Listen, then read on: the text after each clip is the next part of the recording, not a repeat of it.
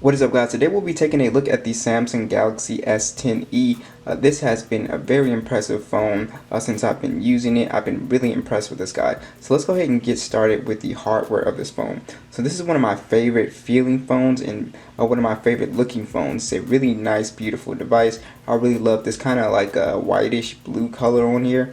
Looks really nice. And this just feels very nice, very compact. One of my favorite phones to feel. Besides the LG G7, I like this form factor just a bit more. Now, as you can see, you have a dual camera setup on the back along with the flash. When you come over here, you have the Bixby button and the volume rocker. You also have the fingerprint scanner right here along with the power button, which is very nice. So it's pretty much a glass and aluminum design, and it just feels really great in the hand. Now, when you turn to the front, you'll be greeted by what Samsung is calling their dynamic AMOLED display. It is a 5.8 inch, so it is 1080p, and it does have 438 for the PPI. It's an always-on display, HDR10 Plus. So this display is very beautiful, very color accurate. Colors do pop, and it's just really nice. Now, when you're watching videos on here, you do have that little punch hole, which you will see in a second. Now, I'm not gonna lie, it is distracting a little bit, just because this is my first phone with a punch hole display. But it is kind of distracting. Now, it was a little bigger than I had imagined it to be, but if you flip the screen to the bottom, you can see that you got the punch hole at the bottom now, and it's not as distracting as being up there. So that's one thing that I noticed, so that's pretty cool. But as far as the display on here, it's very nice, very beautiful, very color accurate, really sharp. Just a classic, Samsung panel. It is a flat display, so it's not curved, and you do have a little bit of bezels here, but it's definitely not, it's not like a whole bunch of bezels or whatever. It's a very nice display. Now, you do have stereo speakers on here, and the speakers are just amazing on here. They're really loud and very crystal clear.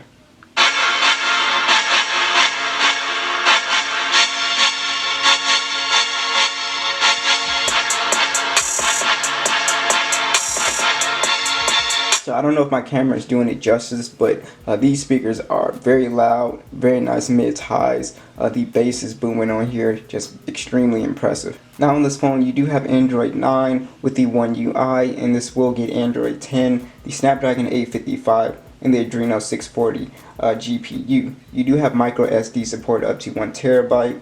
This is the 128 gigabyte model, 6 gigabytes of RAM. That is the base model for this phone. So as you can see, it's kind of got, basically flagship specs. Now, this phone ranges from around $400 to $550 depending on if you get the international version or if you get the US version. So it can be, in between those price ranges. Now, let's go ahead and check out some of the toggles on here. So you can see we got all of our classic stuff. Power mode, wireless power share is very interesting. So I'm able to charge, let's say, my smartwatch or even my phone. So as you can see, we're going to use this. I got the little AirPods, the fake ones, the i500s. They're wireless charge compatible. As you can see, you hear a sound, you see the little red light come on. So you can do that. You can even charge your smartphone or whatever. So that's very cool. Now, you also have your mobile data. You have your link to Windows, which basically means that I can just get all of my photos, text, and stuff from here. You have your QR scanner, mobile hotspot, the blue light filter, smart view, secure folder is on here, NFC, the always on display. You also have Edge Lightning, so basically you get like a little notification on the sides here, a little light pops up. Dolby Atmos, you have the kids home settings if you want to give it to your child, and then you have that night mode, which I currently have on now, Bixby routines, and you have the navigation button right here, which I can use these little gestures right here, which I'm not a huge fan of, but they do work on. Now, when you jump into the settings, if you check out display, you can't change the resolution on here, so it's just standard, the 1080p on the Galaxy S models, the 10. You can do that. You can do that one here, but I don't really think you need to since it's a smaller display.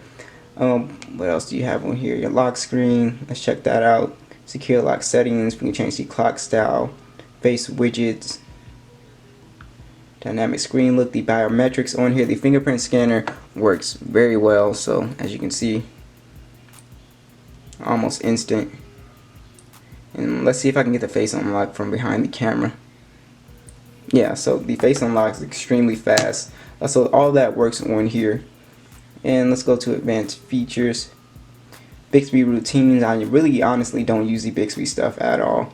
You have the link to Windows, smart pop-up view. So basically, it reminds me of yeah, so I can go ahead and use a little window right here if I want to, say like I'm in the banking app or whatever, and I want to go ahead and do that. You know, I can do that and just put in my calculator, and if I'm trying to do calculations, and that's really useful. As you can see, it turns into a little icon. I can pop it up, bring it back up, and make it full screen.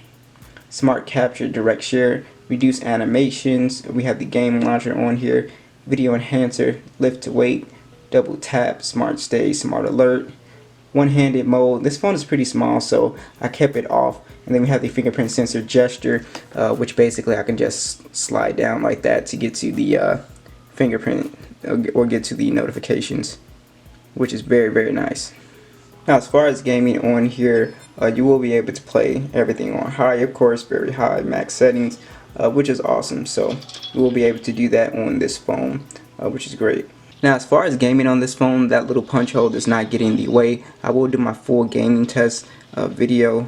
I'm trying to see through the screen here. It's kind of hard to play. But gaming on here is fine. You got the Snapdragon 855, so it's nothing really to worry about.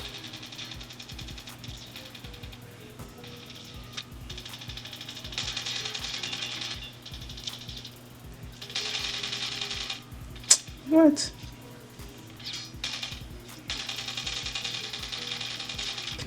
Finally. Now let's talk about the cameras on this guy. So you have a 12 megapixel wide, a 16 megapixel ultra wide, and you have a 10 megapixel selfie camera. The cameras on here are absolutely great. It's pretty much the same camera in the Galaxy S10, and it takes some amazing photos. Really nice, as you can see. It's just really nice. The color accuracy, the sharpness. It's just a really excellent camera. I was very impressed with it. It's right up there with the Pixel, with the iPhone 11. It's still a really, really nice camera. I was really impressed with the selfies on here as well. So it's just a really dependable camera. In any lighting condition, you'll be able to get a really nice photo. Now for battery life, you'll get some really good battery life on here. Even though you have a 3100 milliamp battery, I did not have to run to the charger at the end of the day with this phone. The battery life will work really nice on here. You do have 15-watt fast charging, which is great. You also have wireless charging at 15 watts, so you can do that, of course. And then you have the power bank / reverse charging at 9 watts. So I really love the battery on here, and the reverse wireless charging is awesome as well. It's just a really nice feature. So overall, the S10e is a beast for pretty much doing anything. Its dual speakers are great. The cameras are great. The design, if you love compact phones, it's nice. The punch hole, you know, it's not as bad once you get used to it. Like as you can see, I've been playing with it with the little wallpaper and stuff like that. You can actually download a wallpaper specifically for the punch hole if you want to play around with hiding it. It is really fun. They have really cool wallpapers you can play with. So don't let that bother you. Like I said, all you have to do is flip it to be able to watch videos without kind of like staring at the little punch hole. But overall, this phone is an absolute beast. So what do you guys think? Let me know, and I'll catch you guys in the next one.